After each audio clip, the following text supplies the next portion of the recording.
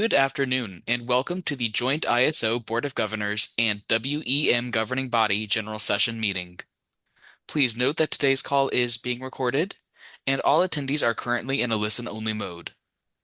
There will be opportunity for public comment throughout today's call, and we will make sure to give you all instructions on how you can enter the comment queue at that time. With that, I'd now like to formally begin today's call and turn it over to Roger Collinton. Please go ahead, sir. Thank you, Silas. Good afternoon, everybody, and welcome to the joint ISO Board of Governors and WEA and WEM Governing Body General Session. Let me start out with our roll call and in alphabetical order. Governor Bornstein, Here.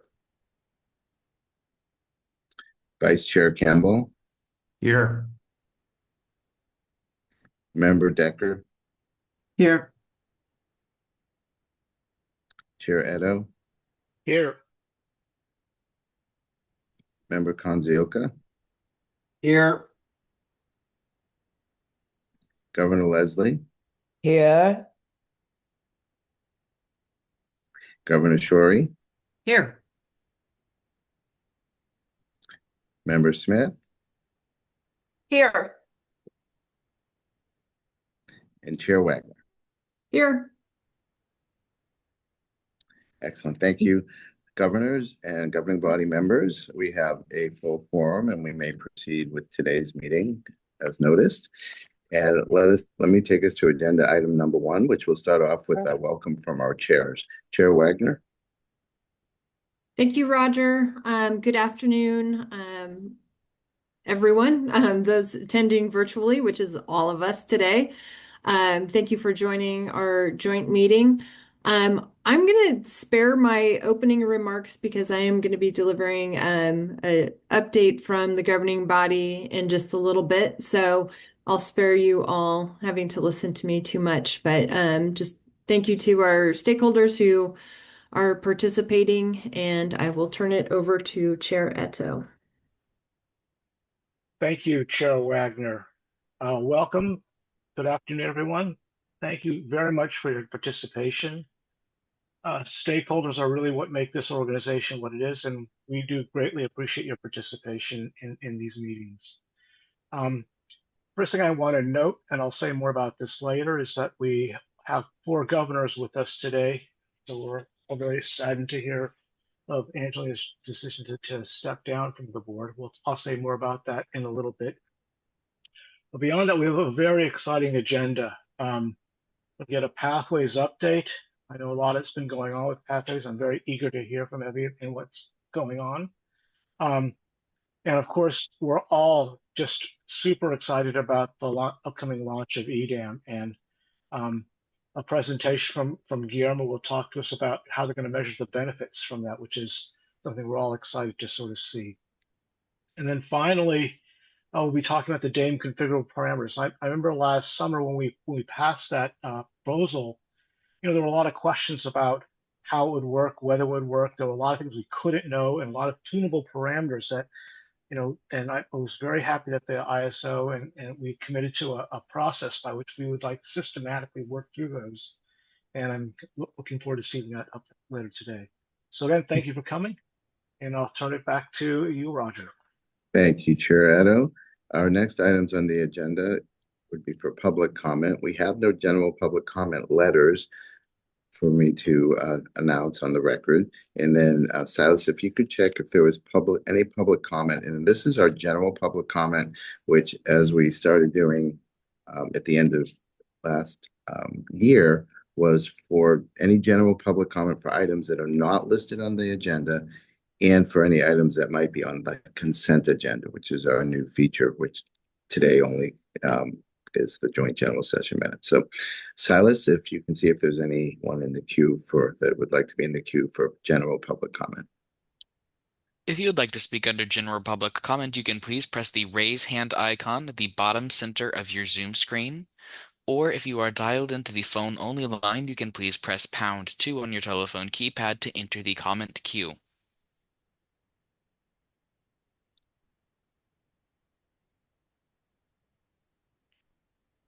At this time, we don't have any hands up under general public comment. Thank you, Silas. Our next agenda item is our decision on the consent agenda, which today consists solely of our December 17th, 2025 joint general session minutes.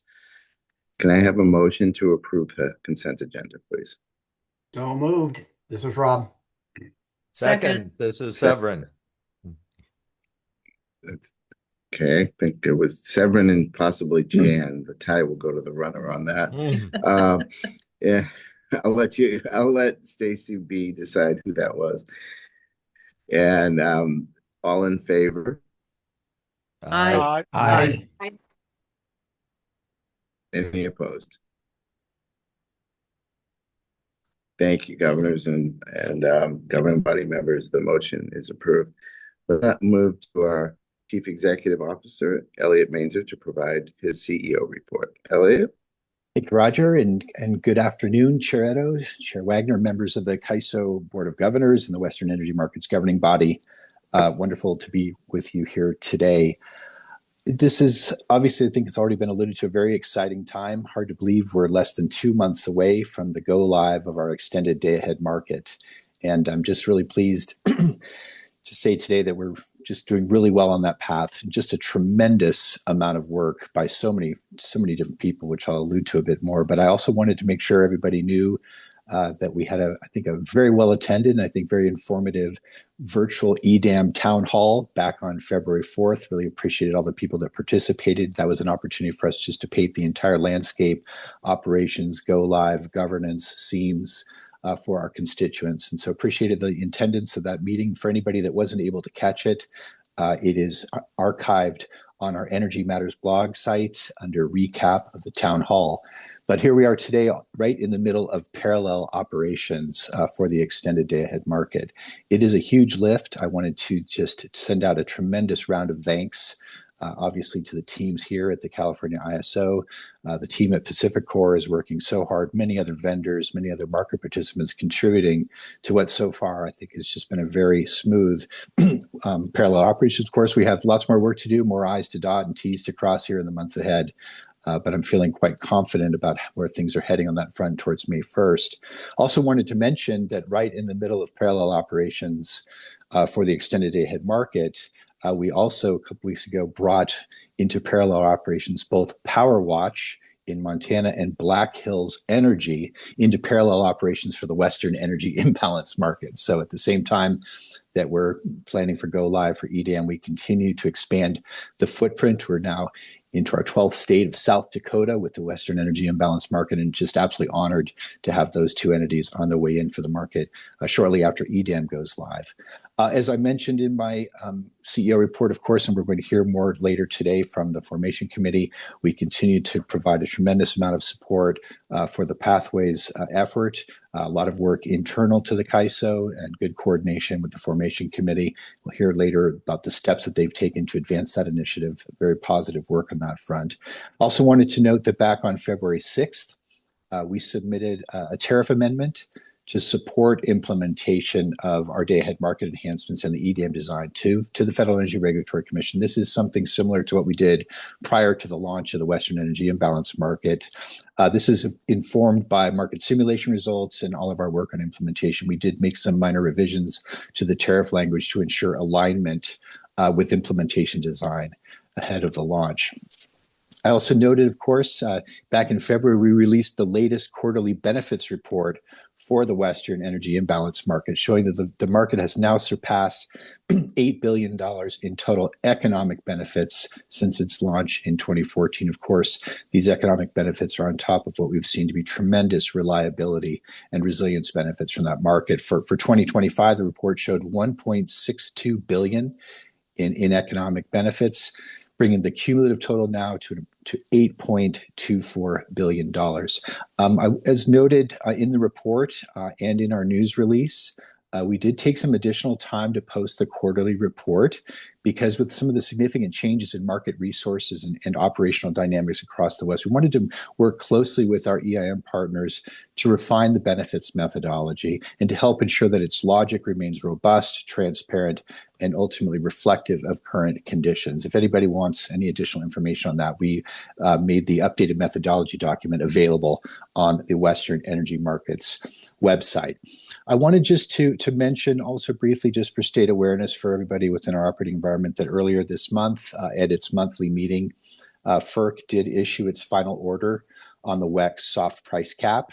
Of course, the WEX soft price cap applies to bilateral spot trades in the Western Electric Coordinating Council footprint, but does not apply to trades cleared in the CAISO operated markets. The CAISO, we had submitted comments requesting additional process to evaluate potential impacts of repealing the longstanding WEX soft price cap, but FERC ultimately acknowledged these comments but unanimously affirmed its initial proposal. We will continue to assess whether this action may have any indirect impacts on the markets that we operate.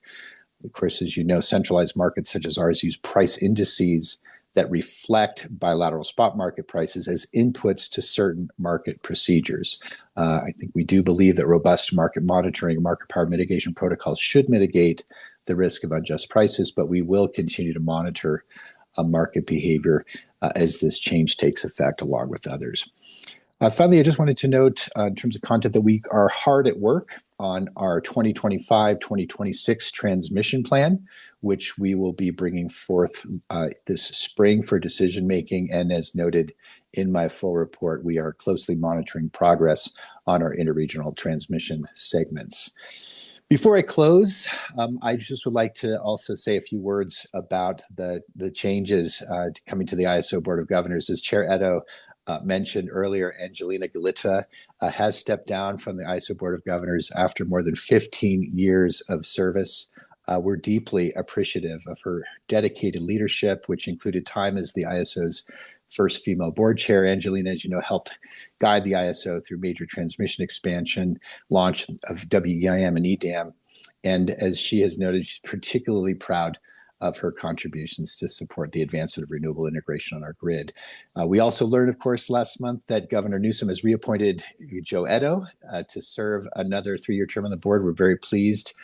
Chair Edo, your continued service is going to bring valuable expertise and stability to the board during what we all know is a very pivotal time for the Western grid. And we're obviously very happy for this good news. And then at the same time, it was also announced by Governor Newsom that Alice Reynolds is stepping down from her role as president of the California Public Utilities Commission to join the ISO Board of Governors, filling the seat previously held by Angelina.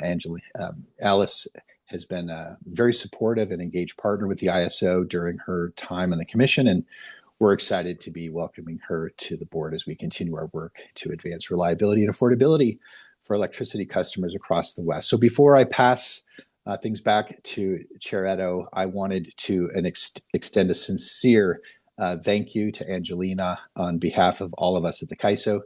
She has had a major positive impact on our organization, and we wish her the very best in her future endeavors. And with that, Chair Edo, I'd like to hand it back to you for more on that subject. Thank you, Elliot. And thank you very much, Angelina, for joining us. This really is a historic occasion, and sad, but also a happy one too. And we've prepared the board's prepared a resolution, and with the board and governing bodies indulgence, I would like to read this into the record.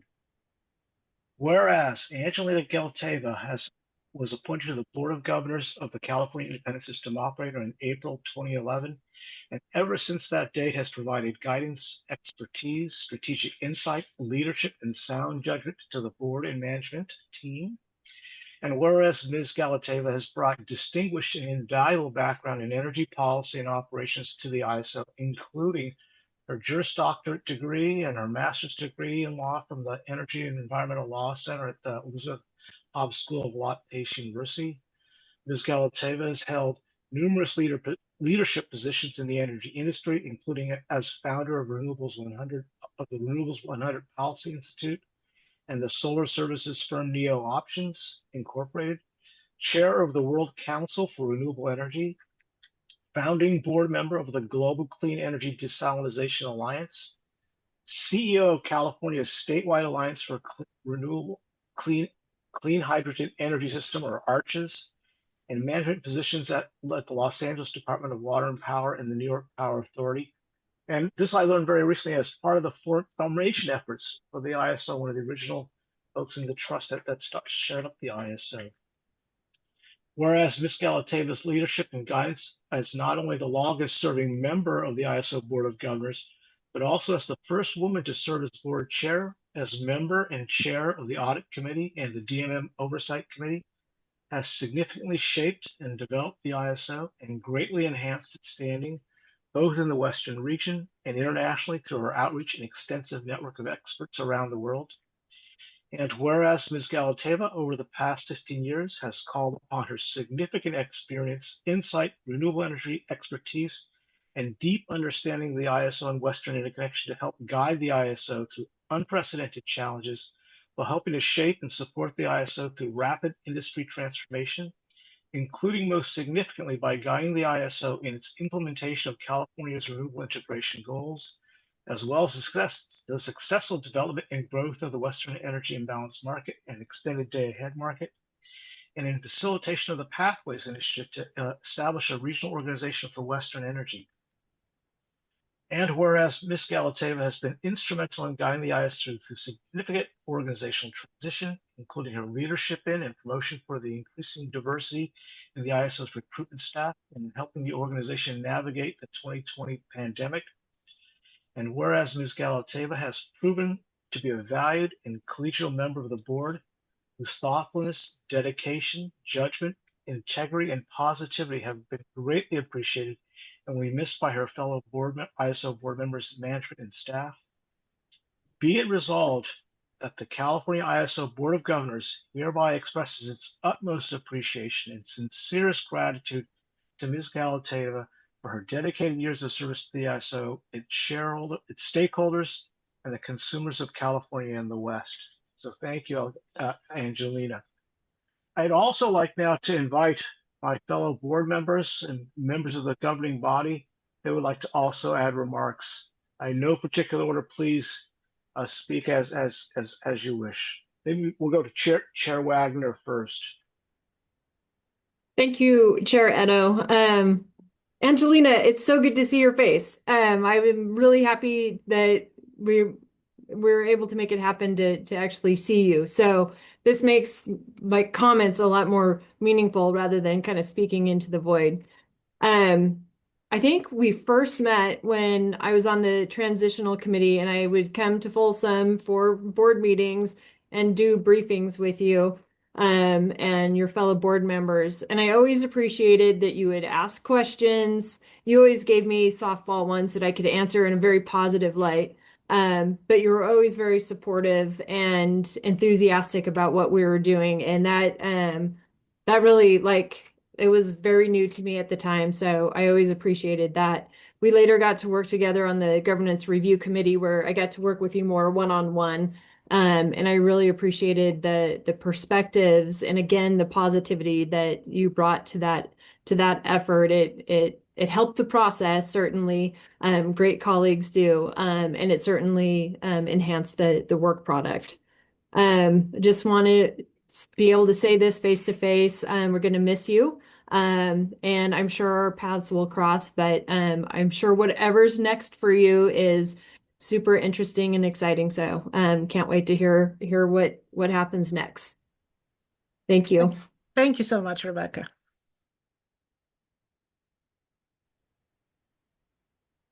Who would like to go next? I would love to, if that's okay. I know I'm not one of the members of the board or the governing body, so sorry if that is out of turn. I just want to thank Angelina. She was a board member when I became general counsel and corporate secretary, and I've always greatly appreciated her wisdom, her input, her guidance, her humor, and working with her over about 15 years has just been amazing. So thank you, Angelina.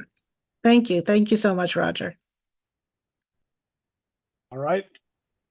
How about Anita? Well, I've only been around 7 years, and Angelina, you're double that and double the accomplishments. Absolutely. One is a memory for me is just when we were both chairs, and just having that opportunity to work closely with you, chair to chair, and some of those high five moments. And, in seeing you gallivant around the world, I just was like, what is she doing? And I just really appreciate all the leadership that you brought through all the years, and especially the 7 years I've got to observe you and have some contact with you. So I really admire the things that you've done and the things that you're doing. They still need to solve what to do with those wind turbine blades when they need to be reconditioned. But we've shared some really kind of goods and fads and family things, and I just really appreciate you. And I hope everyone always says, "Oh, we'll see you someplace else," but I really hope we do see you. In the stakeholder process, in the row. I hope that you are not exiting how important this market is. Oh, So no, of best course wishes to not. you. Thank you, Anita. Thank you so much. Okay, how about Mary? Yeah, I'd like to echo that. I mean, I guess Angelino, after 15 years, I feel like you're really our mentor. You're the one that had all the seniority. You knew everything. And I have to say, it wasn't that easy transitioning onto the CAISO board. But I think what all of us are saying is you made it easier for every person, and you really took the time, and you were always so positive. And I think your passion about clean energy and about the expanded Western market was contagious. You kept telling me, "Oh, this is the best board. This is the best board," and you're right. And it is. Because yeah, it is. And but I really feel like Angelina is the EIM and EDAM market. I mean, I think if there's a godmother of it, it's definitely Angelina, and we owe her a great debt. And the only good thing about it is we're friends, and I know I'm going to see you some more. And I got to honor you for Arches a year ago, which I was very proud of you for winning that hub. And I pray the lawsuit is successful, Angelina. It will And be. yeah, I think it will be. Yeah. So I'm just looking forward to whatever the next life is with you, Angelina. Thank you. Thank you, Mary, so much. Thank you. All right, let's toss it over to Rob. Hello, Angelina. I'm going to miss you. I'm going to miss your high energy. From day one, you made me feel very welcome on joining the governing body, and you were most helpful in making certain that the governing body was integrated and welcome and moving forward. You were instrumental in helping the governing body be more integrated and pretty much accepted and pushing the regional concept here. And again, until I read the book Soul of the Grid, I had not realized how involved you were in the early years. And so, even though the resolution talks about your term of service here and in the early years, you've got literally, I hate to say this, 3 decades of getting from where it started off with was nothing to where we are today, and providing the foundation for these next steps where it's going to go as mentioned. So thank you for everything. And I like everybody else, I hope we continue to see you. So thank you. Thank you. Thank you so much, Rob. Likewise. All right, then Jan.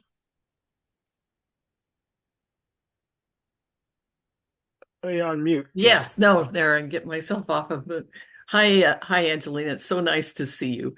I have to say that you feel like you just want to second what everybody is saying, because I was thinking about you and I was thinking, I think your theme song is that one about always looking on the bright side of life, because one thing you contribute to every meeting is your sunny optimism that no matter what problem we are confronting, you always have a way of lifting our spirits, recognizing there will be a good outcome at the end, keeping us focused, going the right direction. So I really think we're going to miss that. And we're going to have to figure out a new and different way to make sure that that spirit remains with us on the board and the governing body, so that we look for collaborative solutions and get to the outcomes that we want. I also wanted to just say that watching you, particularly the year you were chair, but really your participation on the governance review committee and your general participation with the staff and the board, you're a kind person. you always remember to thank the people who do all of the work to get everything done and to make people feel appreciated for what they are doing to help us be successful in this organization. So we're going to miss that as well. We're going to have to remember to do it because that was a huge part of your contribution. Sometimes you just have to stop and thank people, and that's what we're doing for you right now. So thank you very much. We're going to miss you. Well, thank you, Jen. Thank you so much. Severin? Well, pretty much everything's been said, but Angelina, it has been great to serve with you. I was thinking back to when Mary and I first joined the board, and you were our mentor Yeah. in everything from preparing for meetings to which hotel to stay in to how to, to treating the staff well and just always being respectful to people. It has been a real joy to serve with you.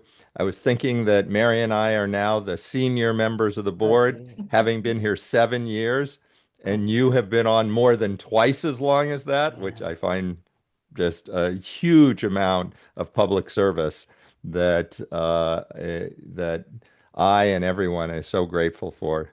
So it's been a real honor serving with you and just incredibly valuable to have you on the board when I came on and sort of learn the ropes from you. And I hope we will stay in touch. Take care. Absolutely. Thank you. Thanks, Severin. Deborah? Hi there. We don't really know each other. So I was going to say, everything's been said, but not everyone has said it, so we can continue. But um, I'm hearing all these wonderful things about you. I'm hearing how kind you are, the depth of your knowledge and your experience, your willingness to share that and to help folks. And most importantly, I'm hearing how you eased people's transitions onto this body. And I presume the other body. So my question is, how can you leave me now? I have no. It hardly seems fair. You're out of luck. I I leave wish. you in really good hands, Deborah. I'm Mary, Severin, Joe, Jen. They're all here for you, and the wonderful the wonderful WAM members as well as the staff of the CAISO. You are in good hands, and I'm going to be around. Don't worry. Thank you so much, and I'm just sorry I didn't get a chance to work with you or get to know you a bit better. Thank you. We'll try to fix that. Good. Yeah. Okay, Andrew. So yeah, just piling on that, Angelina, we got to work together on the governance review committee. I definitely saw your positivity there, but I really loved just how you're really modeling goodwill and how we really all need to have goodwill toward each other, especially through this kind of Western transition that we're going through. The governance review committee, there were a lot of really hard conversations. And so your positivity really made a difference in that context. And I hope to have, hopefully I've learned something from you there, and we all did, and can carry that forward. But you really had a big impact through your work on the ISO board and all the different things you did there. Thank you. Thank you, Andy. Thank you so much.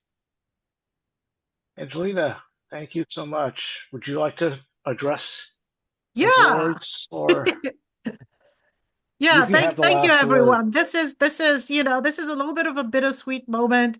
It's been an amazing 16 years, and I've enjoyed every moment. Believe it or not, initially when Governor Brown appointed me to the board, I thought, I'll do it for 3 years, and and then it will be done, because I had been a part of the formation team for the ISO, but we had so much work to do, and it was so exciting and so fun, and with so many people that that these almost 16 years have passed by so fast, and we've accomplished a lot, but there's still a lot more to do. And I will forever be grateful to Governor Brown for appointing me, and of course Governor Newsom for reappointing me several times over to be a part of this amazing organization. And yes, Mary, it is the best board. It is absolutely the best board in California, and I'm very happy to have been a part of it. I mean, establishing the CAISO as a regional player and as a global leader has certainly been a part of something that I've been very interested in making sure that we accomplished, and the ISO is widely recognized as being a global leader in renewable integration and markets as well. We are powering the fourth largest economy. We are transitioning to a carbon-free future. And we've been able to do this together, working really hard over the years, starting with 10%, 30%, 60% renewable energy and transitioning to 100% renewable energy. We launched the markets. We launched EIM. We are launching EDEM now. Elliot just pointed out the $8.24 billion that have been accomplished with regards to these markets. And they were voluntary markets that were very successful and created a pathway for collaboration in the West, which I'm absolutely very proud of. The regional governance that people have alluded to, that's absolutely important too. We set up the WEIM and the governing body and the GRC, and we work together, all of us collectively. And I'm so proud to have been able to work with all of you. Anita, yes, we will solve those issues with the windmills. And we had Val before as well. We had John. It was great to work with them. And Letha Tani and all the commissioners from around the West, everybody wanting to collaborate and make sure that we have a Western market that functions for the benefit of everybody, and that we capture everyone's leadership and strengths as well. So it's been wonderful to work with you, Rob. Thank you for joining and for being such an advocate. Andy, you've been a participant in the GRC as well as now at the WEM. So thank you for your leadership and for being there. Rebecca, you've been a shining star in the West, and you've basically shown the way of how we can work together, collaborate, and integrate. And thank you for joining and for being the chair of the WEM as well. I mean, leadership is important, and women in leadership positions are even more important. So thank you all for being here. It's great and it's fantastic, and I really appreciate working with all of you. And the GRC was an experience that Andy and Rebecca, we all shared together. We had some sad moments along the years as well. We did lose Therese Hampton to an unfortunate accident, and her memory will forever be remembered by all of us. We lost Bob Foster earlier this year in terms of governance for the ISO as well. And of course, we'll always remember Richard Mullen and his contributions and service to the ISO as well. I also wanted to acknowledge, other previous board members we all work with, Dave Olson and Ash Bhagwat, and they all helped shape this market as well. And I'm, really grateful for the friendship, the collegiality, professionalism, and of all of you, the WAM as well as the ISO board and staff. Where do I start? Mary, we've been friends for a long time. Your leadership in clean energy is greatly appreciated. Having you on this board has always been a lot of fun. We share ideas and of course our focus on renewables and wanting to make sure that we have a carbon-free grid, both here regionally, nationally, and internationally. Jan, your leadership at SMUD and your dedication to making sure that we've got the right policies in place to achieve the goals in a reliable and a resilient manner as we decarbonize the Western grid and we create an opportunity for a wider footprint and other partners to join. That is incredibly, incredibly helpful. Joe, the perspectives on transmission, your leadership, your collegiality, your friendship. You're going to make a tremendous chair, and I look forward to seeing you succeed. Your experience with the lab is tremendous, and please bring more of them in to support this great effort because we all need to make sure that we're successful. Severin, we've worked together over the years, even in the beginning with the ISO and the PX Trust. It's been great knowing you. You are the preeminent economist in this field. We all look towards your guidance, feedback, and insight. And yes, we'll stay in touch and continue to work together, I hope, as well. And, the ISO, this tremendous organization with an incredibly high functioning staff, with everybody making sure that we are focused, laser focused on the direction of reliability, resiliency, growing the footprint, making sure that we integrate more renewables. Elliot, your leadership has been tremendous. I've been a part of 3 CEOs in this organization, having the ability to have been here for the last almost 16 years, and your dedication and your leadership to making sure that we achieve the goals that we set out to do year after year, and the progress that has been made is greatly appreciated. Mark Roth, leader, you are the rock. You are the foundation. You are, if anybody personifies the ISO, it's you right from the beginning, from the first day that we met, way back when, almost 3 decades ago. You have been a steady hand, and your expertise, your insight, your professionalism bars none. So thank you so much for staying with the organization and making sure that you're a part of it, and you make sure that we continue in the way that we do. The legal team, Roger, Greg Fisher, and everyone else, not only do you make sure that all our filings with and tariffs are accepted, but that we also stay out of trouble and avoid conflicts. And your sense of humor and professionalism, Roger, and playfulness has always been greatly appreciated. And thank you for doing that as well. And then the technical team, Khaled and Neil and Dee Dee, you've all been great and amazing. So thank you for, again, your leadership and for making sure that we achieve our goals on a technical level, because policy is important, but making sure that we have the IT backbone is something that makes us work. The DMM, I was part of the DMM and saw the evolution of DMM and the role that it plays now on a greater Western footprint. Eric Hildebrand, thank you so much, your team, Ryan and Amelia. It was great to be a chair of the DMM and work with you together. And of course, I also was on the audit committee, so thank you, Tina, and your team for making sure that we are in compliance and that we do manage to function as an organization with the highest integrity and the greatest performance ever. And of course, then I would be remiss if I don't focus on making sure that we recognize the women, because I do believe that women are particularly important in making sure that we move forward and that we continue on this path of excellence. Deborah, thank you so much for joining the wider EIM. I know we didn't have a chance to work together, but we will remedy that situation. And as I said, you are in good hands and it will be tremendous. Anna McKenna, I mean, I am going to miss saying your name. You've been tremendous, and I hope that we have a chance to continue to work together as well. Stacy Crowley, you did a terrific job running the working groups for communications and outreach. Joanne Serena, I'm going to miss the last symposium, but I hope to be able to join you all in person. I'm sure it will be terrific as always. Jody Zimathis, thank you for your dedication and making sure that we have diversity and equity and outreach in this organization as well. And last but not least, Christina and Stacy, thank you for your support. Thank you for supporting the governing body and the ISO board. You've been tremendous, and your dedication and tirelessness is greatly appreciated. Stacy, we raised our kids together. Can't believe that they're headed to college now. Some of them even graduating. We've shared a lot of years together, and I will forever cherish that. But I'm not going anywhere. I'm sure our paths will cross. And I'm sure that working with Renewables 100, working in the hydrogen field, the interplay between molecules and electrons is something we're all going to be learning more about and making sure that we have as an optionality for all of us.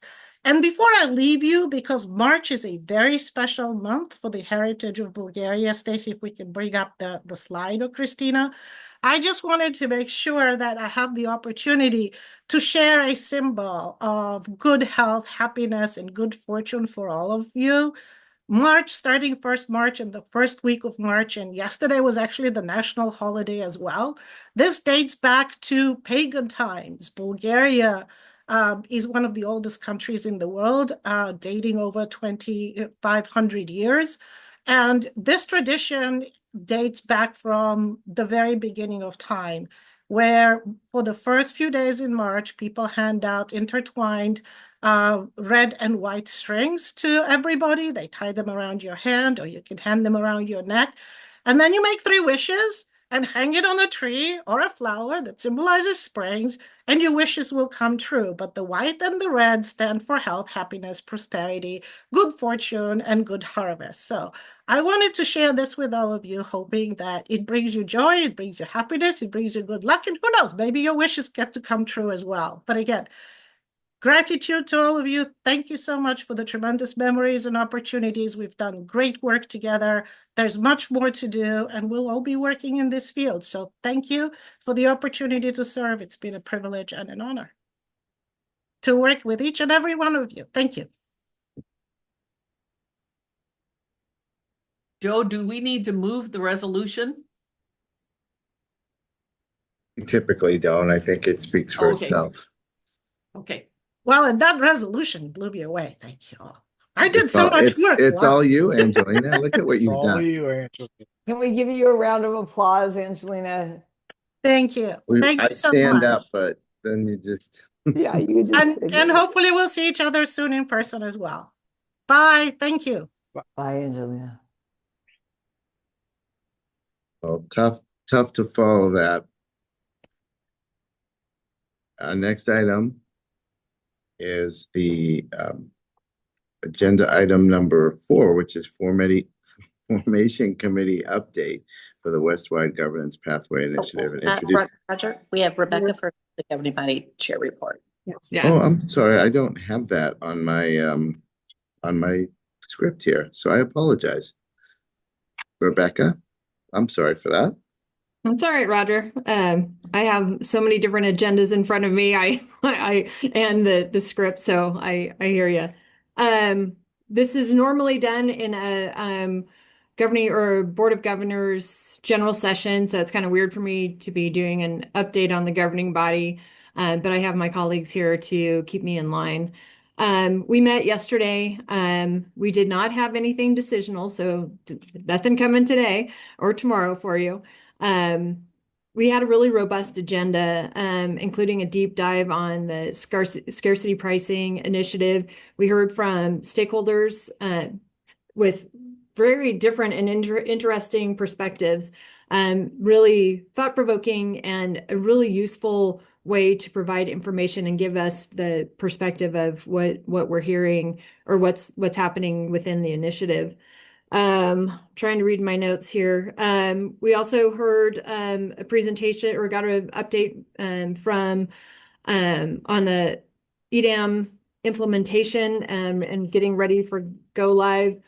Colette and his team are obviously working very hard to make that happen. We're obviously it's the big shiny point just ahead for us. So monitoring that closely and excited by the process. Just checking. I have my cheat sheet here. Typically we get a benefits report. It's always like the colorful, bright and shiny news that Guillermo provides us. As you've already heard, outstanding market operations and savings across the Western footprint, just continuing to build our success as we move into EDAM. Obviously, these things are the initiatives before us, and go live are first and foremost on our minds. But we did, I do want to flag for you all that the Regional Issues Forum is hosting a virtual and in-person meeting on March 16th at 1 p.m. in Folsom. I have found the Regional Issues Forum to be a great opportunity to kind of get really close to stakeholders and hear a variety of perspectives. A couple of things on the agenda I think are worth noting. It's the annual roundtable discussion where they do a deep dive on the policy priorities for the initiatives catalog and roadmap. They'll also be having a discussion on the RIF enhancements update. They've been working hard to evolve and identify areas of improvement. So we'll be hearing more about that. And as kind of a new topic, they're taking on the EDAM resource adequacy. As you all know, the EDAM, several of the EDAM entities are working together to create their own resource adequacy program, and the RIF is hosting a discussion on that, which is, I think, timely and will be informative. Happy to answer any questions you have, and if they're easy, I'll answer them, and if not, I can punt to my colleagues. And I'm not seeing any hands going up. So I'm going to take that as an optimistic sign that I can turn this back over to Roger. Okay, I like your optimism, and I am going to be optimistic that I will be on the right agenda item now and pronounce everyone's name correctly with everything here.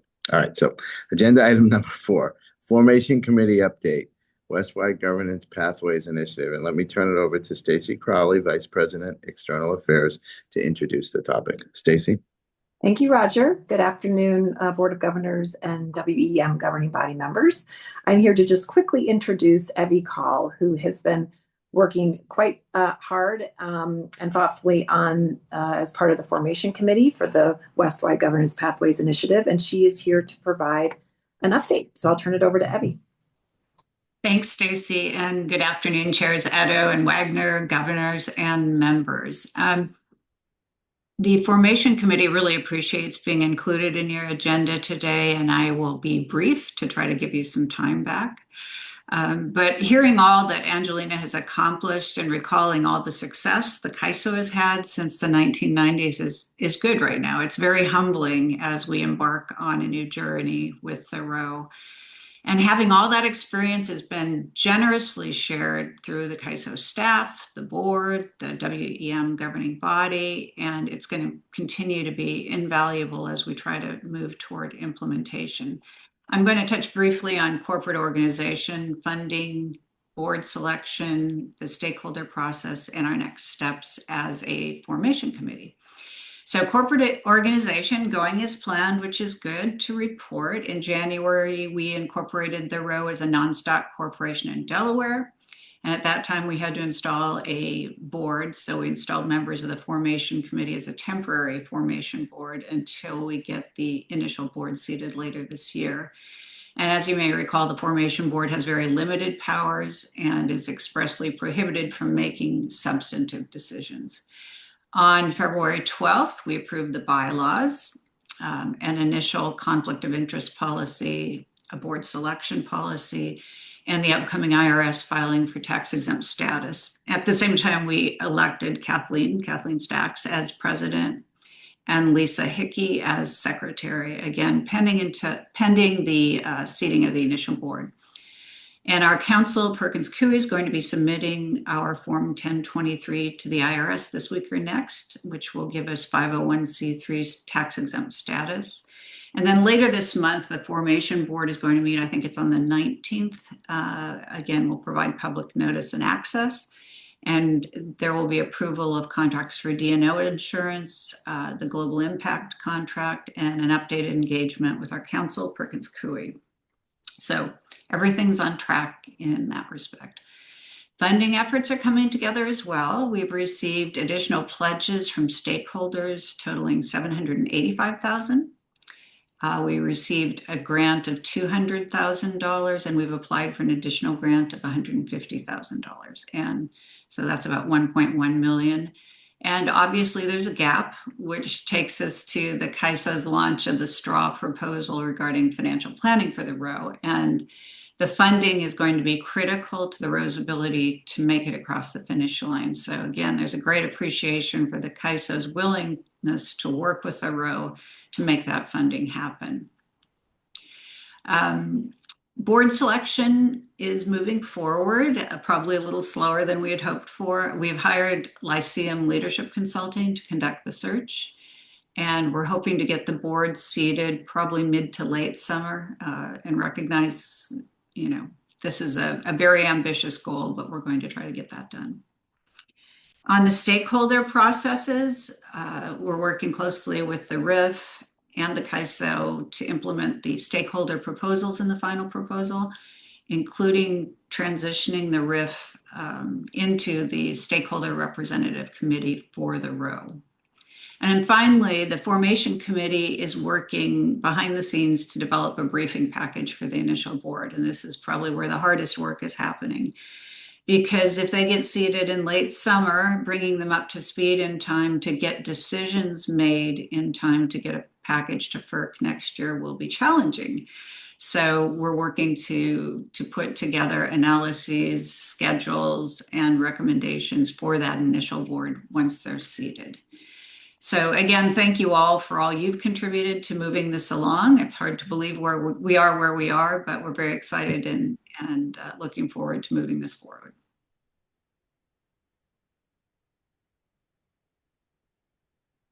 Happy to take questions if there are any.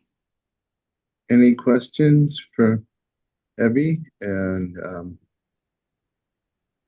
I don't see any. Oh, Rebecca, did you have your hand up? Yeah, I did, and then I click it and click it off. But I do not so much a question. I really like what you just shared about having a briefing memo or a briefing book to put together for new board members. I thought this is something I've been agonizing on, even though it's like not related to me at all, but just thinking about being a new board member, and there's so much going into the creation of the RO that I was like, how do you prep them? So I love that. So just wanted to acknowledge that I can take that off my list of things to worry about. And I also just wanted to acknowledge I've heard amazing, great things about all the work that you've done. I know you do a lot of the behind the scenes, a lot of redlining, and I know the legal work that goes into all of this is a lot. So I just wanted to acknowledge you and thank you for the work that you're doing. And we'll see how all of this kind of flows together. But I think it's safe to say that the governing body stands by in any kind of supportive role that we can be for the RO and the RO formation. Thank you. any other comments or questions from the governing body or board?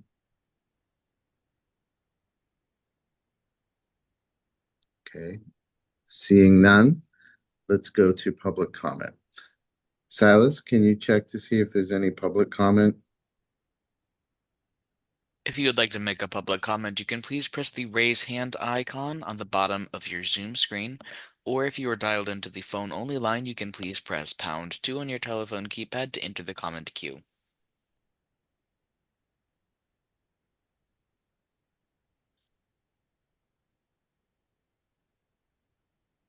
All right, at this time, there are no hands up for comment.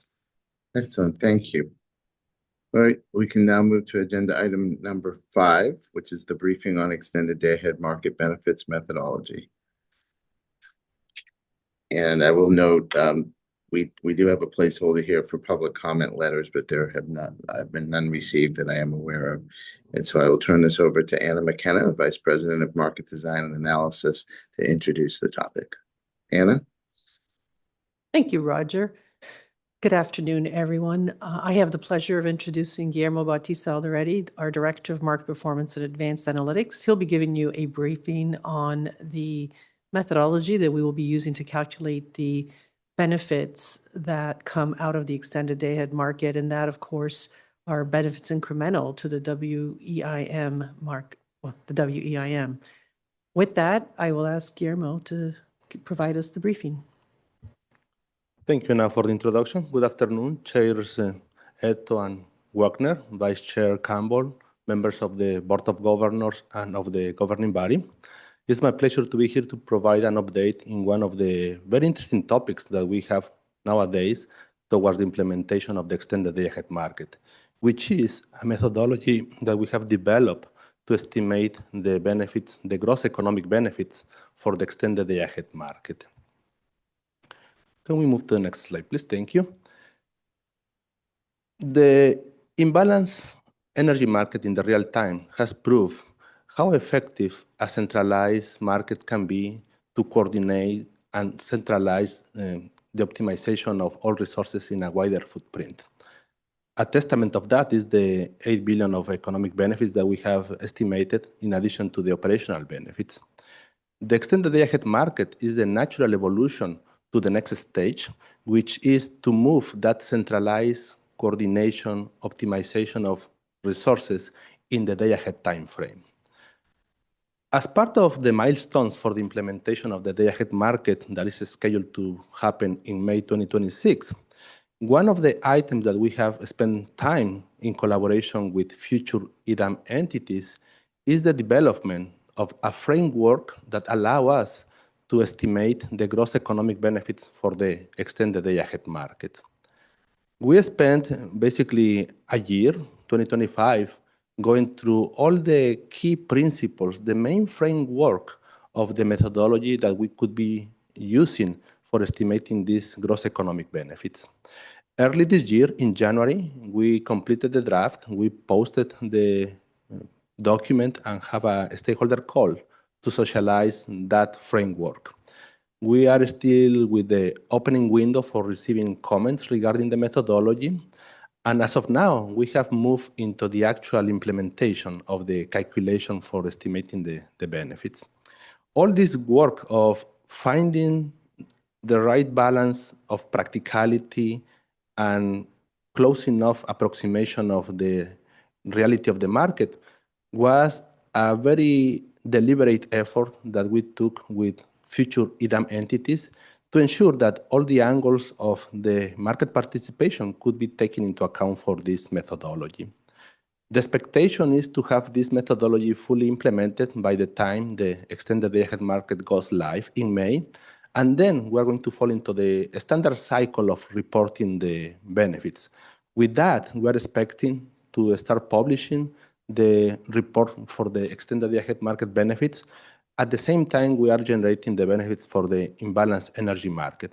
Effectively, we're going to be reporting the second quarter of 2026 benefits in the beginning of the third quarter, following the same cycle that we use for the real-time market. Next slide, please. At the end of the day, the methodology that we have envisioned for the extended day-ahead market follows the same principle, has the same core elements of the methodology that we are using for the real-time market. It is a methodology that is constructed based on the concept of production cost savings. We have the information as part of the extended day-ahead market related to the cost for producing energy. We are going to have available the optimal schedules produced as part of the market optimization, which are the inputs needed to estimate the production cost. The benefits that are associated with the extended day-ahead market are going to be measured as the production cost savings. And in here, we have two references to estimate those production cost savings. The first reference is what we call the EDAM scenario. This is no more than the actual extended day-ahead market. We are going to have prices, dispatches, transfers available to be able to estimate what actually the production cost is for that given market solution. The other reference that we need to have in place to be able to create this difference of cost is what we call a counterfactual scenario. That scenario is effectively a no EDAM market condition. What would have been if we don't have the extended day-ahead market and therefore we still have to find a solution, the optimal scheduling of resources to be able to meet the demand of each balancing area participating in the extended day-ahead market. That is effectively a market without, a scenario without the EDAM. The principle to follow here is that once we have a wider footprint being optimized centrally all together, that will attain a production cost that is going to be lower than the corresponding production cost if we were to optimize every area on its own, effectively without taking into account the economic displacement that may happen when you have a wider footprint and you allow economic transfers to move between balancing areas.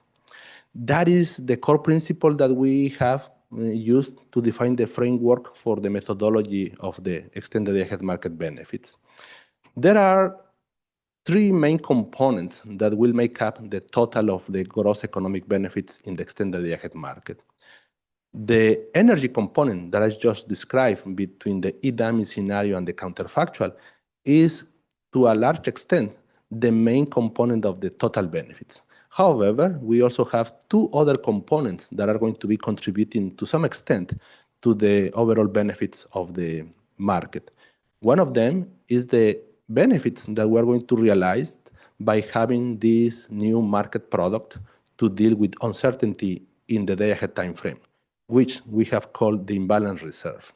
By virtue of having a centralized market which also optimizes the scheduling of resources to procure imbalance reserves among the different balancing areas, there could also be savings by having this wider footprint, taking advantage of the diversity of this multi-area approach.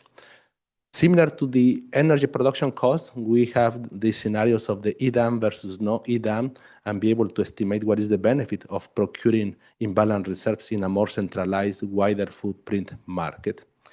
The other component that is going to be relevant to the extended day-ahead market is also the greenhouse market revenues. By virtue of participating in a wider footprint, there could be revenues associated to those resources that get allocated GHG contributions to meet the exports that are coming into the CAISO balancing regulating area. These are the three main factors that we are going to be assessing the benefits for. Similar to what we do for the real-time market, we provide information about each of these components moving forward. Next slide, please. One of the main challenges that we face during the exploration of the framework for this methodology was related to the approach to derive a counterfactual scenario. The counterfactual scenario is a reflection of how resources would have been dispatched if there is no centralized EDAM market. As of now, for instance, entities that are not participating in a centralized day-ahead market, their current practices becomes de facto the counterfactual. The challenge is once they are participating in the market, there is no such all approach scheduling practices because now the EDAM is in place. The challenge is how to come with a good approximation to be reflective enough of what the scheduling practices would have been if there were no EDAM market construct. We explored different options, including the option of still having each balancing area participating in the EDAM to continue to generate the scheduling using their standard practices. That quickly turned out to be infeasible simply because of the challenges to have to do one scheduling under the old paradigm while maintaining now the new practices as part of the extended day-ahead market. At the end of the assessment, the solution that we landed is in using a setup, taking advantage of the extended day-ahead market software that the CAISO is developing to support the EDAM, and configure that solution in such a way that allow us to approximate what a counterfactual could be. This poses many advantages and is a good compromise in terms of practicality and approximation to what standard practices would be without a centralized market. First, it leverages on all the available information that we already have regarding resources and bidding participation in the market. And that is across all the balancing areas of the market. Second, by virtue of using this centralized proven technology to clear a market, we are taking advantage of a full unit commitment optimization, still targeting for a solution that reflects the least cost dispatch, similar to what we do not only for the EDAM, but we already do for the real-time market. One of the key differences comes in terms of the complexity when we are comparing the real-time market with the day-ahead market. The main challenge with the day-ahead market is that it is way more involved and complex in terms of the optimization. It requires, for instance, to make the determinations of what unit commitments should be defined. That requires complex optimization to be able to achieve that optimal scheduling. And therefore, there is a need to have a sophisticated solution that requires to have minimum elements of sophistication in modeling the resource characteristics, including the temporal constraints that are key in the day-ahead time frame. The other advantage is that by using this setup of the EDAM software, it can be relatively easily operationalized. We can minimize the manual work not only for the participating balancing areas, but also for the ISO staff, because it can be mostly automated. The key component here is that the results can be generated for any balancing area that is participating in the EDAM. Even though specific areas may have very specific features, by being already part of the extended day-ahead market, we have addressed all these complexities, all these nuanced details for each balancing area, and therefore they will be naturally taken into account in the counterfactual calculation. An important element here to consider is that this also allows us to have a very uniform and consistent methodology, regardless of what the balancing entity is. And that is a good goal to have to ensure that we have same treatment for all participating areas in the market. The key element of the counterfactual scenario is that we are trying to mimic a counterfactual condition when there is no centralized market. The main benefit, not the only one, but the main benefit of the extended day-ahead market is that by clearing in a wider market footprint, it allows taking advantage of the fuel, economic, and geographic diversity. And that is materialized through the economic transfers that may happen between balancing areas. The key component in this setup of the counterfactual is to ensure that there are no economic transfers happening when we run the counterfactual. Effectively, we're asking that the software give us a solution in which each balancing area is going to be balancing their demand with their own resources and other resources such as imports or exports that are outside the extended day-ahead market. One of the factors that we assessed in this methodology is the fact that by using the very sophisticated optimization that we currently have in the use of the extended day-ahead market, we may be getting some conservative estimates of the benefits because it is going to be the same sophisticated optimization that is used for the counterfactual. Decentralized unit commitment least cost dispatch is going to be the same baseline for both the EDAM and the counterfactual. We are aware that this could pose some conservative estimates, but it's a good compromise with all the advantages that this approach represents. Next slide, please.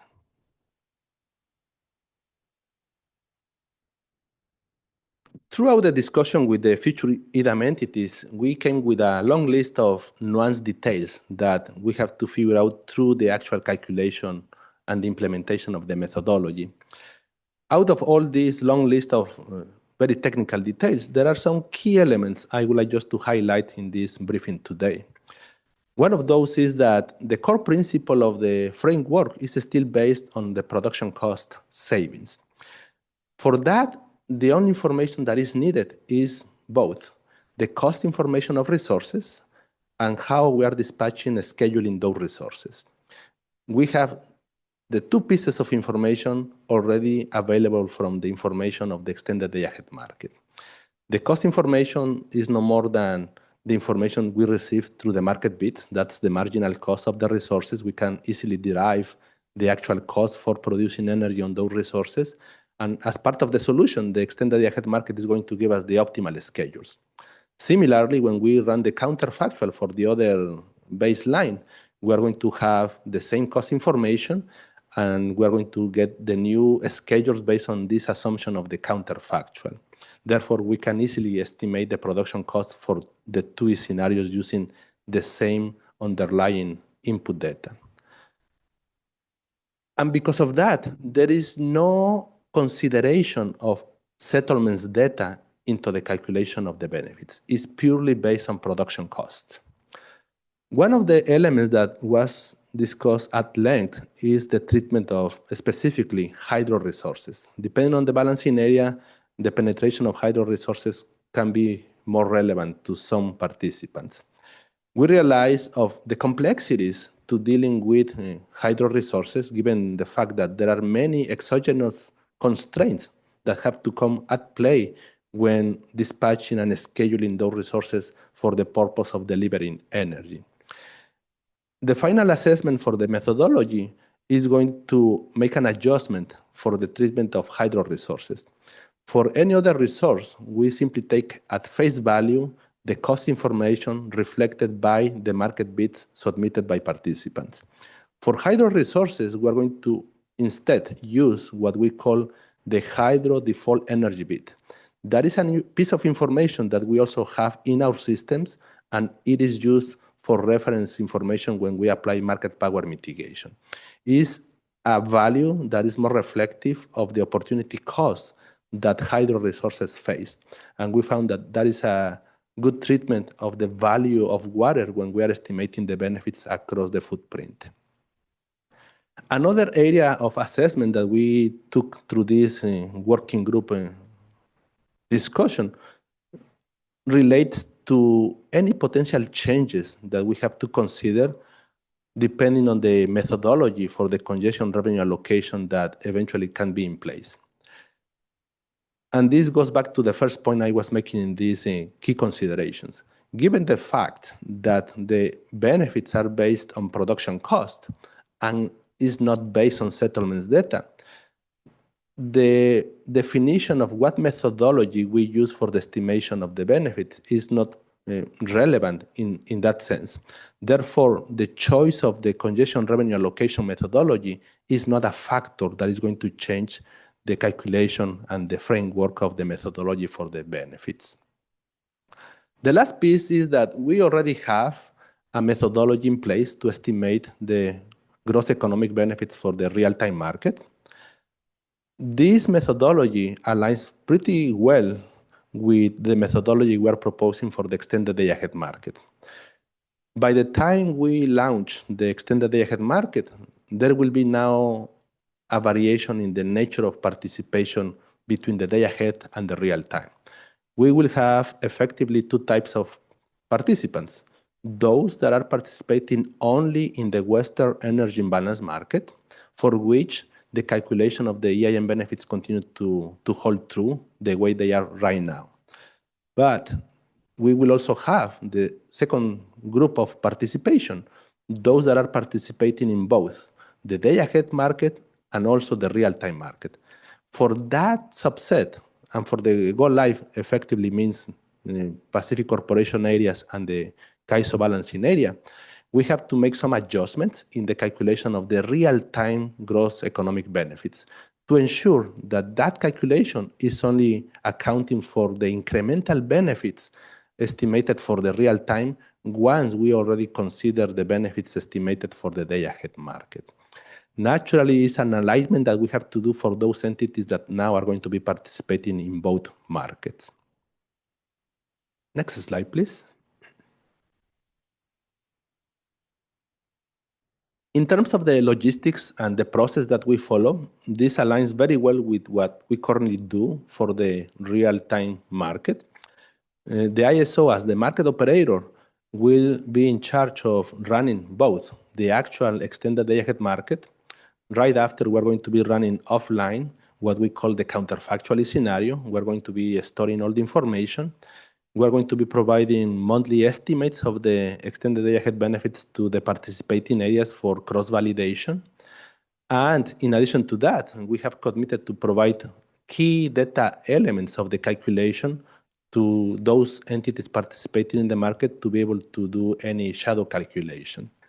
We are expecting to follow the same standard timing and process that we have for reporting on the benefits, and that will come with a quarterly report that is going to be published basically a month after the calendar quarter is completed. On the EDAM participant areas side, effectively they are going to continue to work with us in this collaborative working group approach as we tune the methodology for go live, and even after go live, they will receive the key information from us, and they are up to the development of any shadow calculation that they want to do for themselves. And this is the material I wanted to convey in this briefing today. That completes my briefing, and I will be glad to take any questions you may have.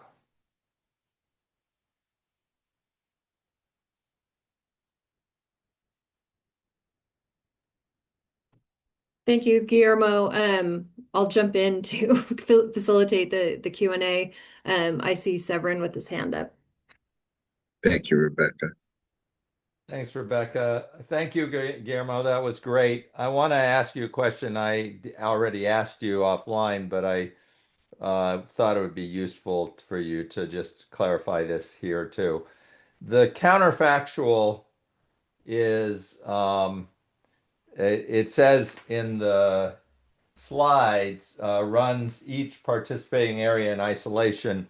But when I asked about that, you explained that isn't quite right, that it does account for some trade or long-term contracts, I believe you said. Can you just clarify how the counterfactual is estimated, or what level of trade is assumed between BAs?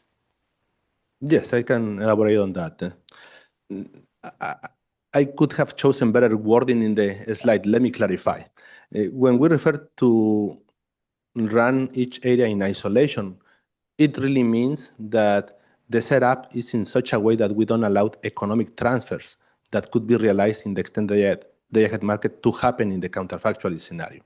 There is no optimization of economic displacement between balancing area because we're meeting the demand and supply of each balancing area without the economic transfers. That is the context. Now, how that is done specifically for each balancing area? We take all the information that we have about the supply, including internal generation, but also any transactions that they may have outside the market, such as imports and exports that were secured outside the extended day-ahead market. We continue to take that information as given for the counterfactual. And therefore, the internal supply plus any transactions that have been secured outside the extended day-ahead market are going to be the basis to meet the demand. Great. Thank you. That's very useful. Thank you for the question. Andy, looks like you have your hand up. Yes, thank you, Roger. Thank you, Guillermo, for the presentation. I have another question about the counterfactual. What I understood from what you were saying, tell me if this is right, is that in the counterfactual, there is an assumption, or there's a modeling of least cost dispatch, but it's limited in certain ways, especially around transfers. But so if this is right, so the analysis is looking at kind of a least cost specific to each BA versus a least cost with the market, which current practice within a BA may not be least cost for whatever reason. Mm-hmm. And so that's not being picked up. You don't have a way of modeling that. Is that correct? Yeah, precisely. And that is the last point that I have in one of the slides, that by using this very sophisticated least cost unit commitment that we use already for the extended day-ahead market, we may not be able to capture the incremental benefits that we could gain just by using that level of sophisticated tool against the current practice that may be not as sophisticated. I have to say many balancing areas already use a centralized unit commitment in one fashion or another. It's a matter of the level of sophistication that may exist between that solution versus the solution that the EDAM is bringing to the table. That portion is the portion that we will not be able to explicitly quantify or incorporate in the benefits. Great, thank you. Then a question about imbalanced reserves. That's the subject of our next agenda item, but wanted to understand a little bit more about what's going to be sort of calculated here. I could imagine the imbalanced reserve benefit could be a change, maybe a reduction potentially in the price of the imbalanced reserves, but there's also there's a reduction in the volume of imbalanced reserves. I was wondering what's sort of the nature of those imbalanced reserve benefits. Correct. By clearing in a wider footprint that is the EDAMI scenario, we may achieve certain price that I expect to be cheaper in general than the price that you could achieve when meeting the imbalance reserves area by area. The benefits are going to be largely accounting for the gain by being able to effectively transfer economically imbalance reserves from one balancing area to another balancing area. is a type of economic displacements, is transfers of imbalance reserves. Now, you are bringing another element that is pretty nuanced, and we actually covered that during the discussion of the methodology. And that is, given the fact that the imbalance reserves are clear economically in the market, because there is a price-sensitive approach that we take based on what we call the demand curve, there could be scenarios in which the level of imbalance reserves clear as a centralized EDAM construct could be different to the level of imbalance reserves cleared by each area individually. And we do some pro rata adjustment to ensure that when we are doing the comparison of one cost for EDAM versus the cost of each area individually, we are comparing against the same baseline of the procurement of imbalance reserves to not introduce inconsistencies by using different levels of procurement of imbalance reserves. Okay, thank you. Can I just add in here? Yeah, go ahead, Mark. Yeah, tell me if I'm wrong, but I know in the EIM benefits, we also try to quantify the diversity benefits outside of the production simulation. And I think that could be possible for the imbalance reserve. And I just was curious if that was could also be done as part of the reporting, not the production simulation. Yes, we have committed to provide that transparency, and this aligns with the comment from Andy. Let me just unpack this one level. One of the elements that we discuss in the development of this methodology is what level of imbalance reserves should be the target for estimating the benefits. We have the natural procurement of imbalance reserves through the extended day-ahead market. And in principle, we are indicating that by virtue of the diversity benefits, we are expecting to procure less once we are in this centralized footprint, because now you take advantage of the geographic and fuel and economic diversity of the wider footprint. When you compare that against the imbalance reserve requirements that each area would have to meet on its own, naturally that tends to be a higher requirement. One of the challenges that we realized through these discussions is that as of now, the imbalance reserve is a construct in the context of the day-ahead market enhancements. That construct may not actually exist as such as right now the different balancing areas are operating. They may have different methodologies, different approaches to estimate how much capacity they have to set aside to be able to deal with that uncertainty. A challenge was that if we went straight into using the diversity benefits as part of this methodology, our baseline may not be reflective of the true practical conditions they are dealing with right now. Therefore, the decision that we made through this framework definition is to use the imbalance reserves at the same level between the EDAM market construct and the counterfactual construct. Effectively, we are not going to be taking into account the benefits that could be transpired because of the diversity, but we are going to be tracking and reporting on that without being part of the gross economic benefits.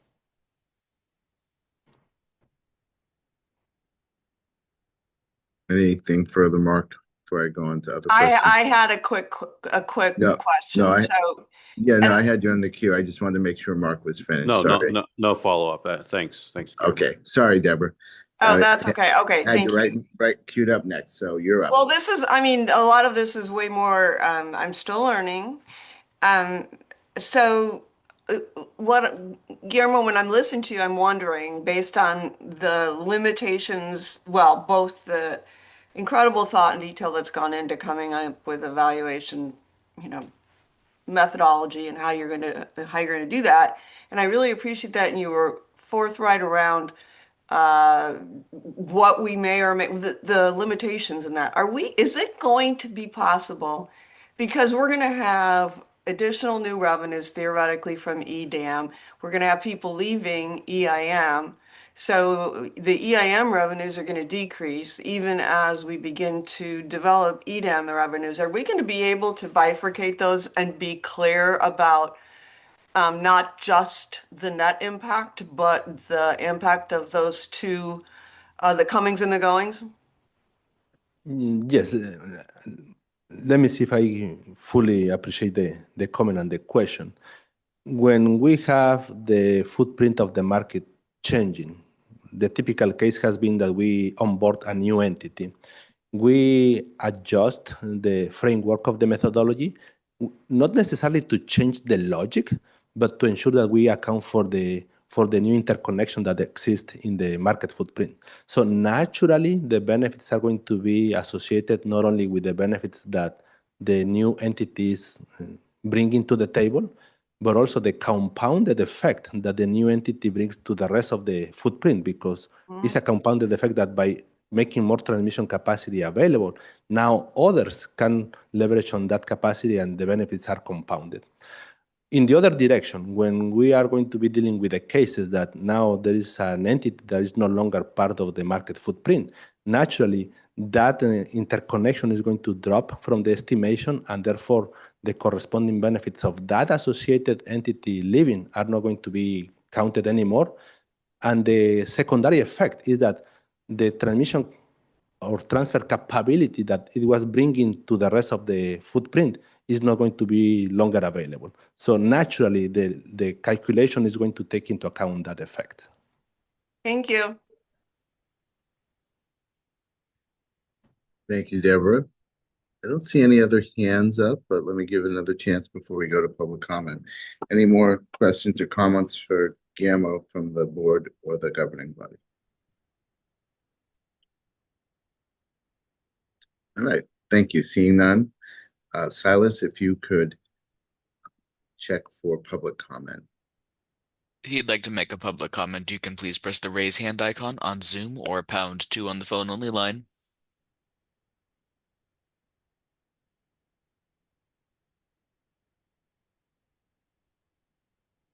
Okay, there are no hands up in the comment queue at this time. Thank you, Silas. We can move now to agenda item number 6, which is our briefing on day-ahead market enhancements, configurable parameters. And again, on this one, we have no public comment letters, so there is nothing to report there. And I will turn it over to Anna McKenna, Vice President, Market Design and Analysis, to introduce the topic. Anna? Thank you, Roger.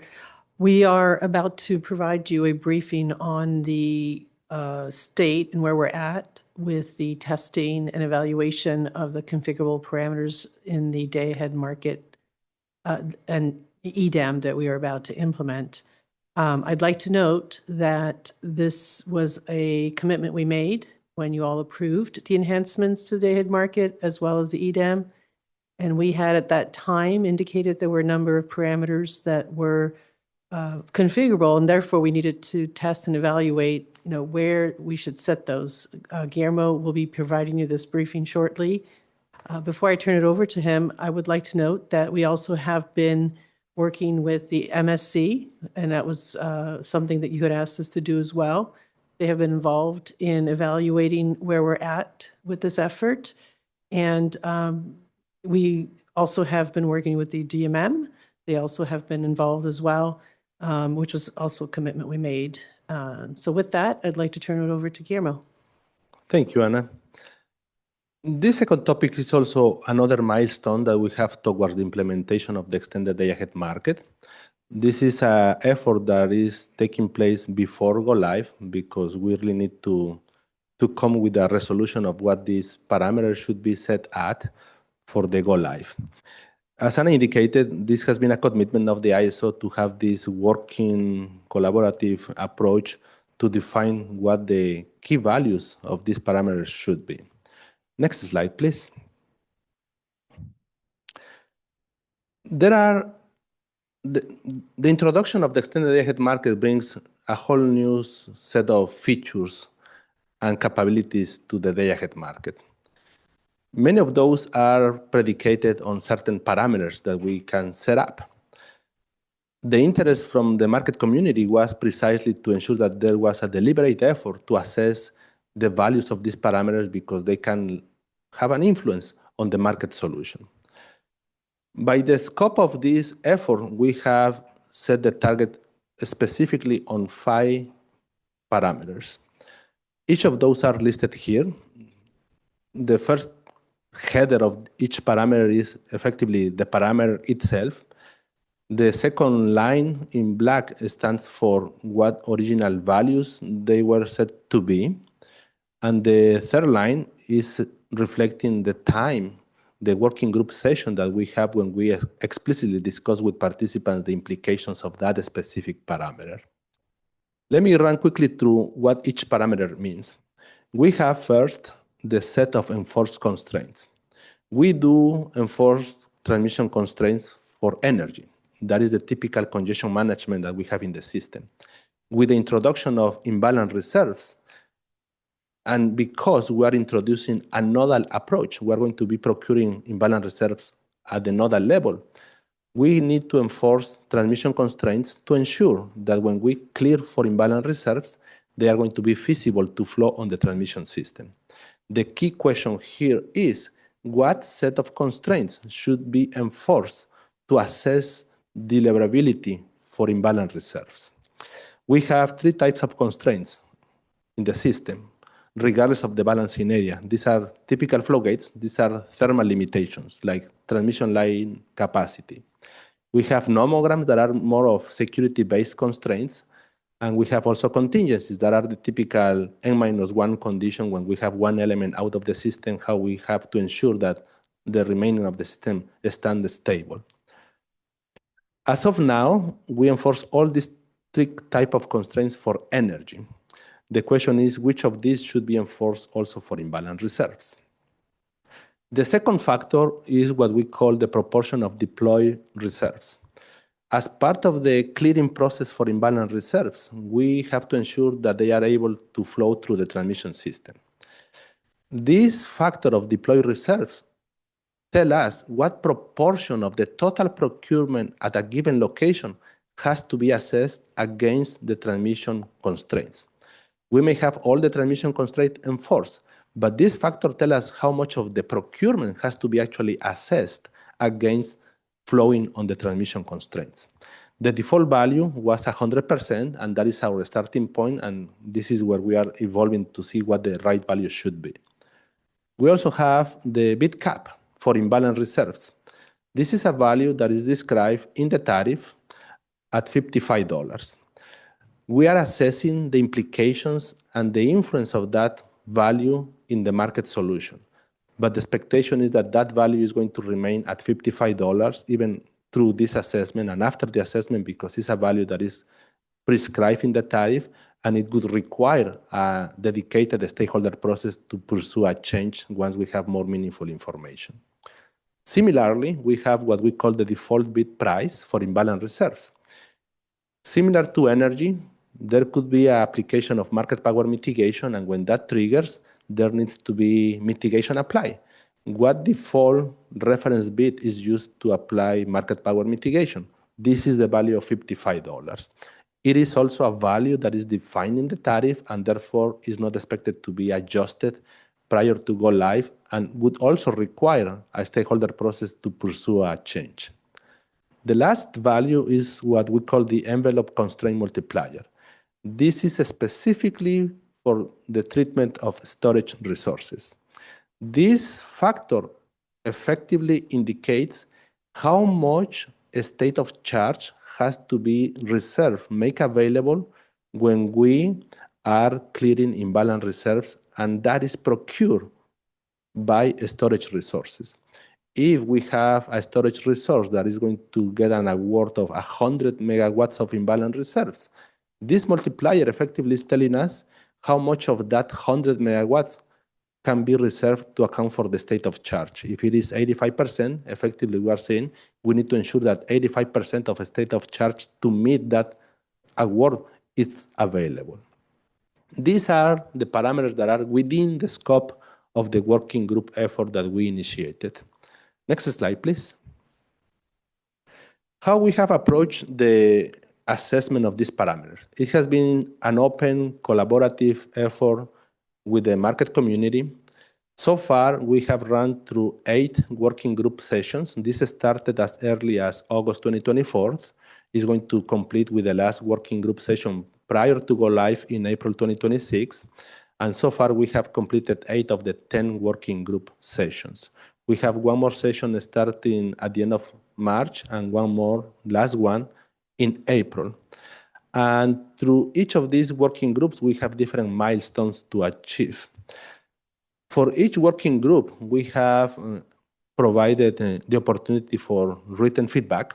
I have to say, this working group has been very active. There has been a lot of interaction, interest from the different sectors of the market to understand how these parameters and overall the EDAM market solution is working as we start getting a glance of that through market simulation and parallel operations.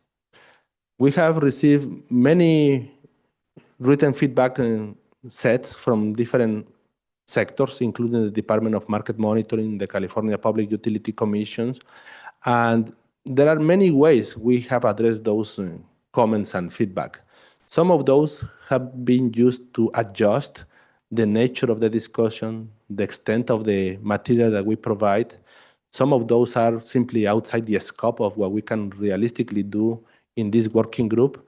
And some of those are not even feasible to undertake prior to go live. There are some elements that the very minimum information that we need is to see how that realizes in the real time, and therefore there is no good way to assess those prior to go live. Next slide, please. The effort of the assessment of these parameters is organized effectively in 3 stages. Each stage aligns with an actual implementation stage. We have the stages of market simulation, parallel operations, and actual production. And there is a companion working group effort for each of these 3 ones.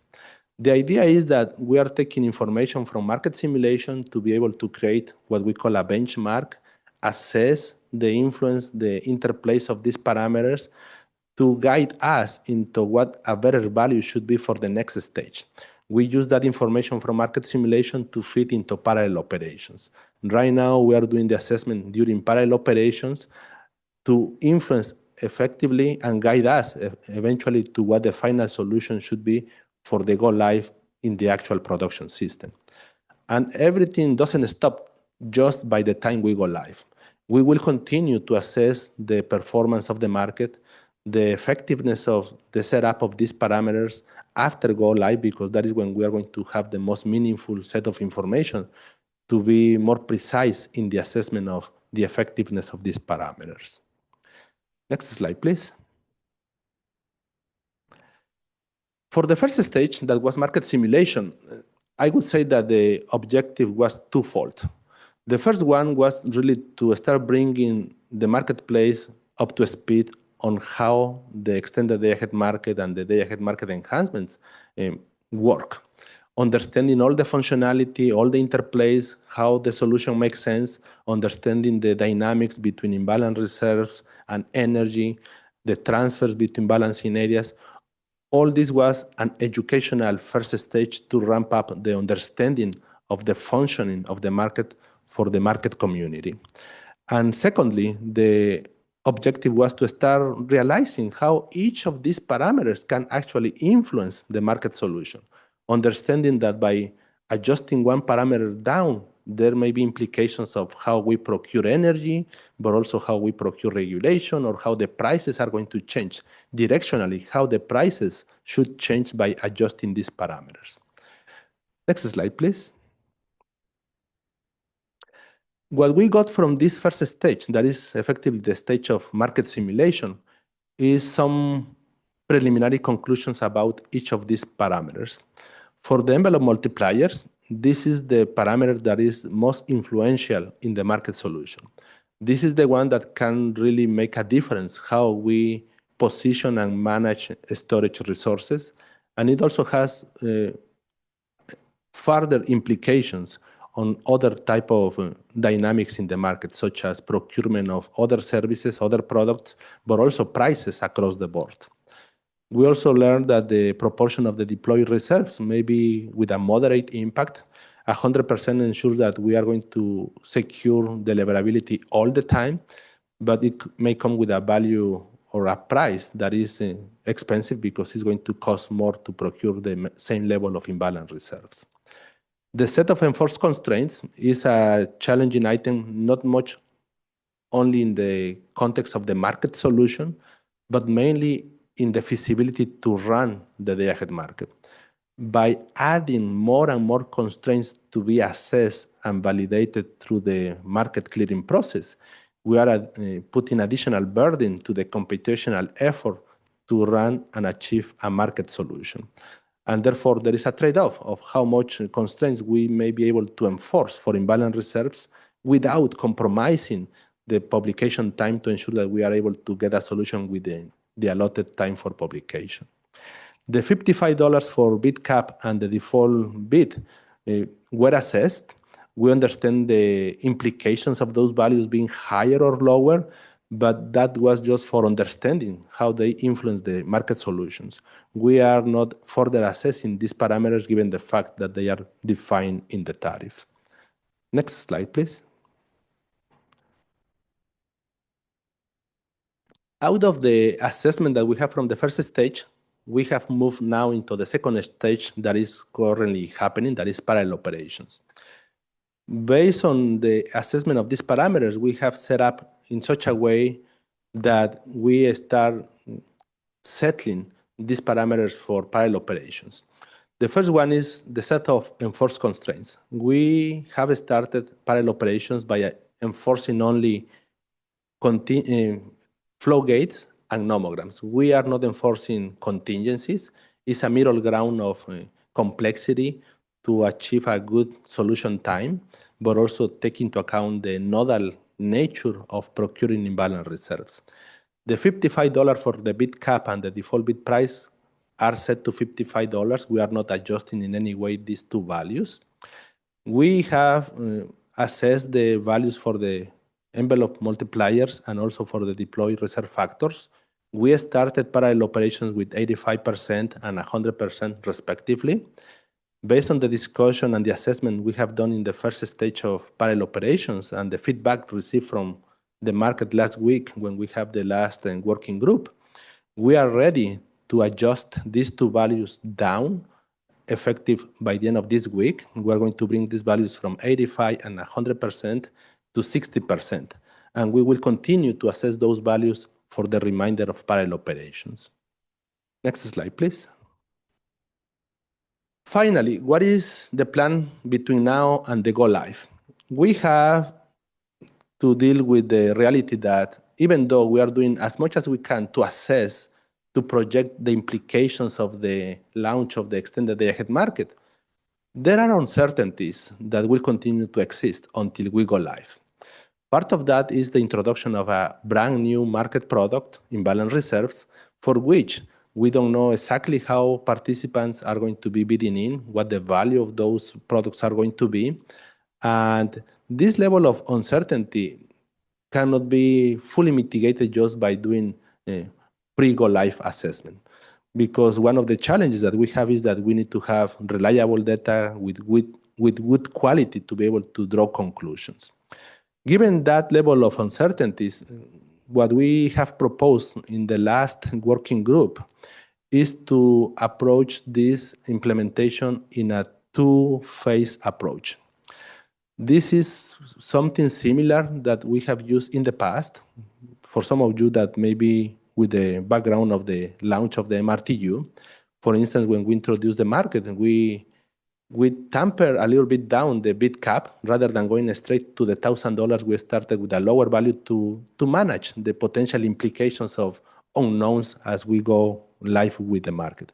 Similarly here, knowing that there are these uncertainties bounded to happen and how they are going to realize once we go live, we want to start with a moderate approach to set the configuration of this parameter in such a way that if there are unintended consequences or unexpected results, the impact could be minor given the fact that we are in a more controlled fashion. This is what we call the first phase, the go live phase.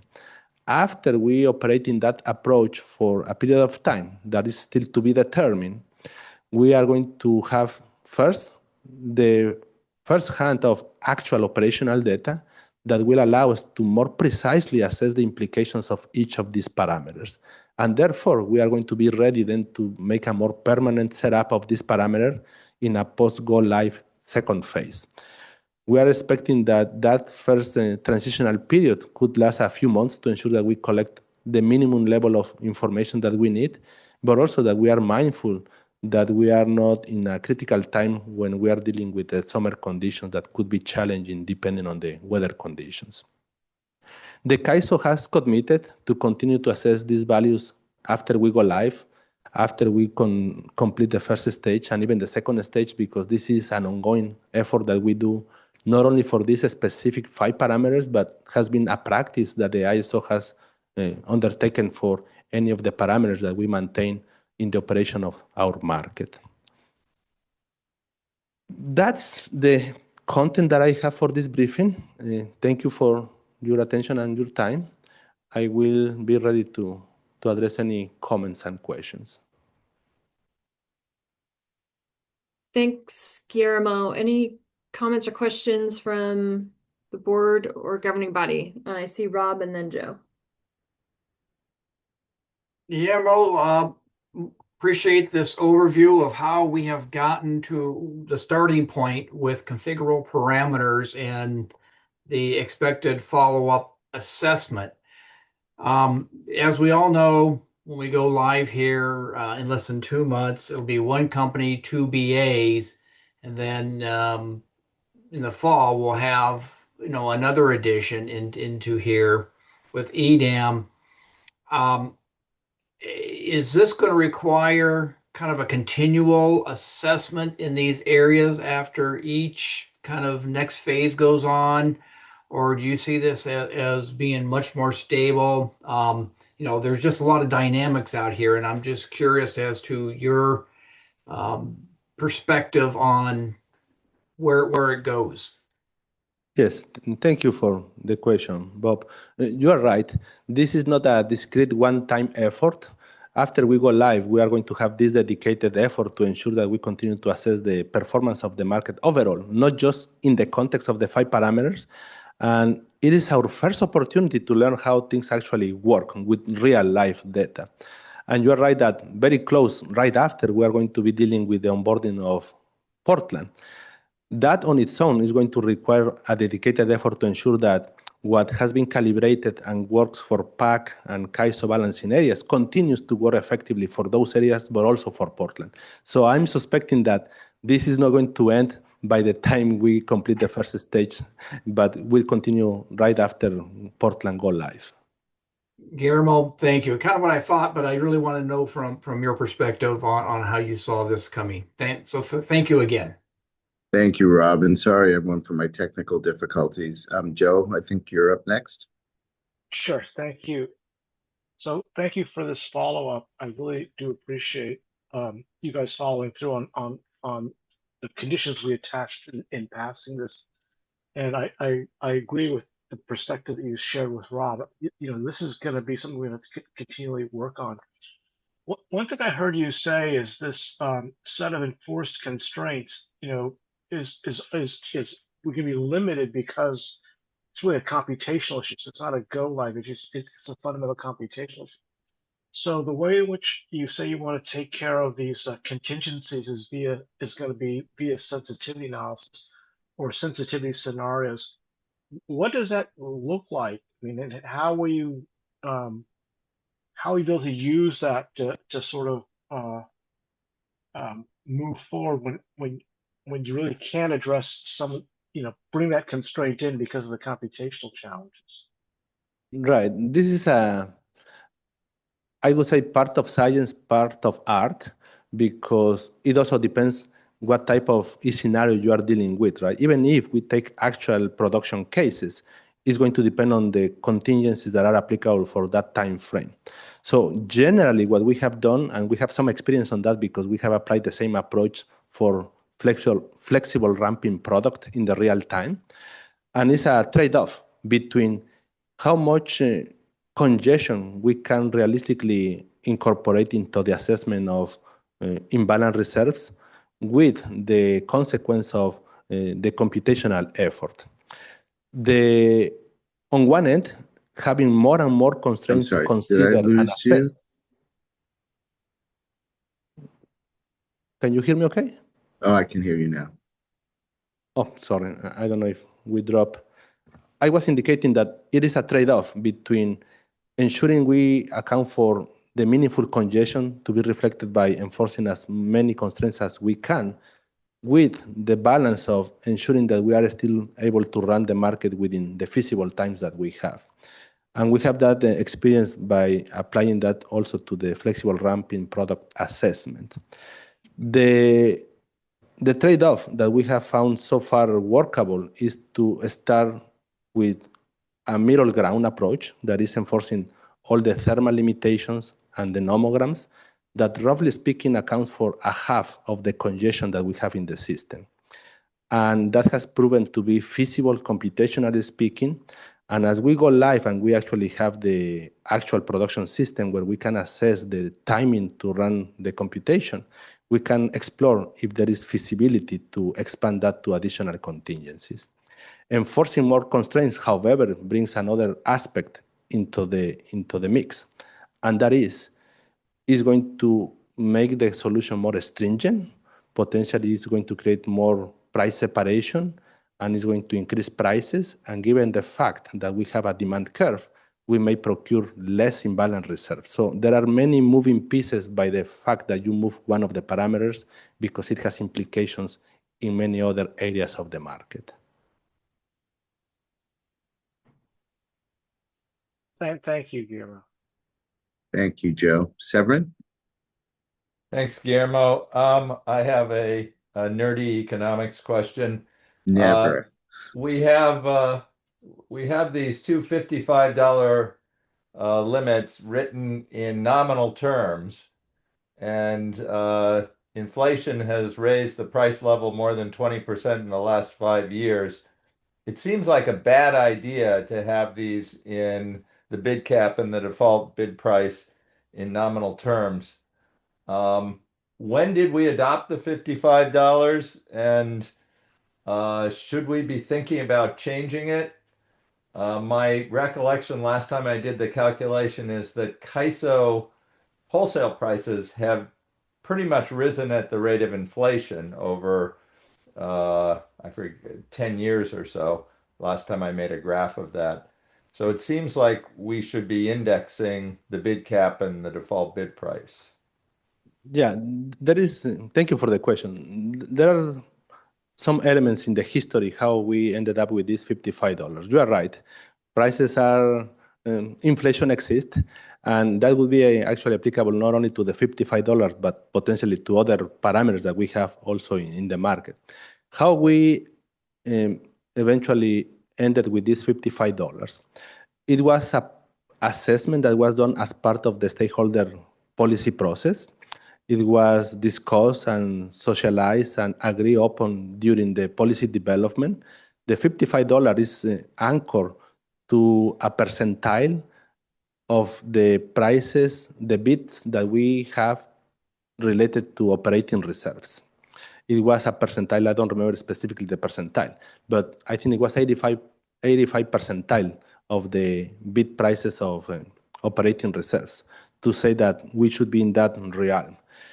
Granted, by the time we completed the day ahead market enhancements policy to the time of implementation, there is a period of time that now has lapsed, and it would be interesting to see how much that value should be adjusted just to account for the new baseline of the prices.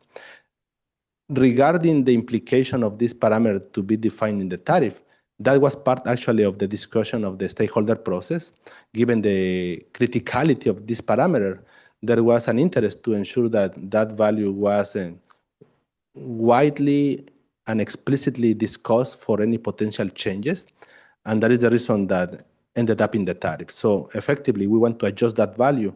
We will have to go through a dedicated stakeholder process to assess the pros and cons of adjusting that parameter.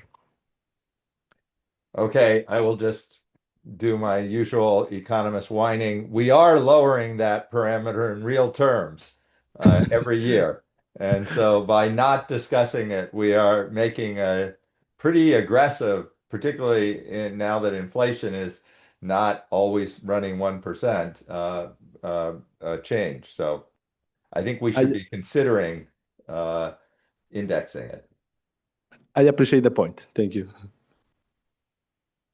Thank you, Severin. Thanks, And Guillermo. unless there's anything more from the board and the governing body, I know Anna wanted to make a comment. So I don't see any other hands up, but I'll give you this one more chance here before we turn it back to Anna. Thank you, Roger. I just want to say, well, thank you, Guillermo, for a thorough presentation on these parameters. I know that they're a complex set of parameters. They have lots of implications, but I appreciate you going through them very carefully. I just wanted to say that, we're at that stage in parallel operations where we're still testing and we're getting closer to, as we get closer to April, we'll start having our final set of parameters that will then be memorialized, except for the $55 cap that we just talked about. The rest of them will be memorialized in the business practice manuals, and we're hoping to have them ready by April 15th so that we can go live on May 1st with the parameters. I wanted to note that we'll be back to talk to you about the final, where we landed before we go live at our April meeting. So just wanted to highlight that. We'll have an opportunity to follow up and give you the final verdict if you wish. And I did want to say good job on this. That I know this is an incredibly technical, difficult process, particularly with the interaction of all of these parameters. And thank you for the hard work on this. Thank you. Thank you, Anna. Thank you, Severin, and governing body and board members. Now let's move for public comment. And Silas, can you check to see if there's any public comment on the day-ahead market enhancements configurable parameters, agenda item number 6. If you would like to make a public comment, you can press the raise hand icon on Zoom or #2 on the phone only line.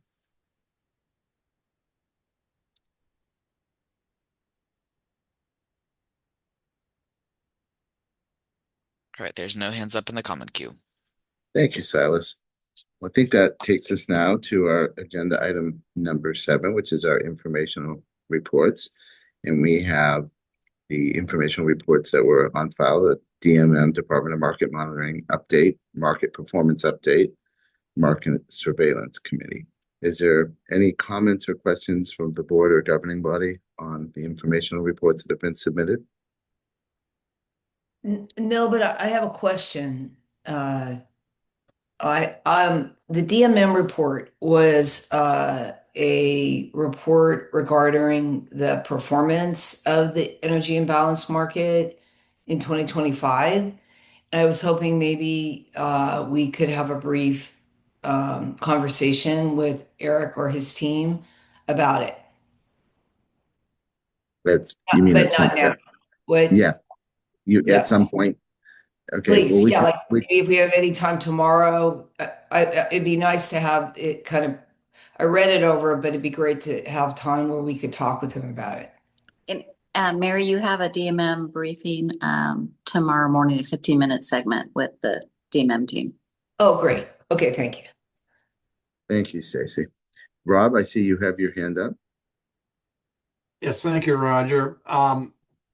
One is I have a comment question related to the market report. So Guillermo seems to be the entire afternoon today, and this is just tacking on. He's on overtime. Yeah. And so one is the information that we get in these market performance reports are excellent, and I like the way they highlight different things. And one of the things that certainly caught my attention, and I know it caught others governing body members' attention as well, is the one on the pilot program on load conformance. And I know that, Guillermo, you're reporting on it, but one is I wanted to just inquire if the pilot was going to be extended. I'm certain it's going to be with results that were shown. And two, if we could continue to see some follow-up reporting on that to see if it continues to the pilot performs well as we get to other time periods, in other words, other months, and then ultimately at some point when it gets more stress. But so it's a comment about how interesting and that something seems to have really been uncovered. And two, can we get more information on that as time goes on? Thank you for the comment and question, Bob. Yes, as of now, the pilot continues to occur. Originally, we intended to have that for a few days in December, and given the good results that we are seeing, we continue to extend that as much as we can. The timing of the year when we are choosing to apply this pilot program is very deliberate. We want to ensure that we can do this because it's actual production in conditions that are not too complex to deal with in case something doesn't work very well. The idea is to have enough data collected through this trial period to be able to see we can apply that permanently or in a more moderate fashion for more challenging times like the summer conditions. That is an assessment that we are doing.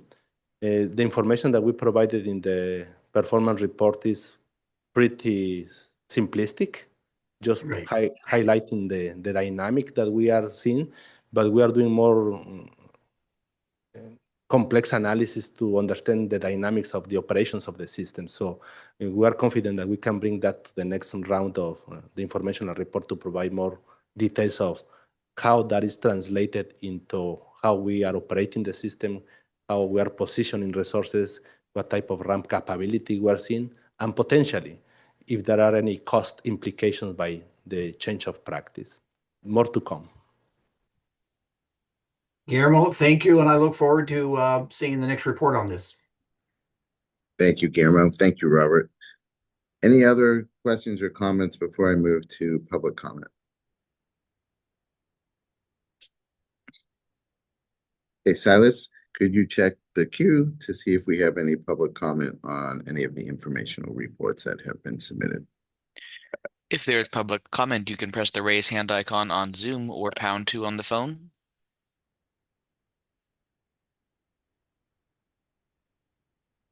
All right, there's no hands up in the queue. Thank you, Silas. Our last order of business for today is to check whether any of the governing body members or Board of Governor members have any suggestions or thoughts on future agenda items for the joint board and WEM governing body general session meeting.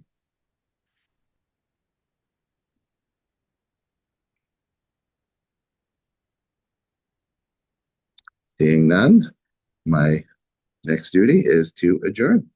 Thank you, everyone. Thank you for a very productive and efficient meeting, and we will see you next time. Thanks, everyone. Thanks, everybody. Yep. Thank you. Bye. Roger, Joe, Rebecca, thank you.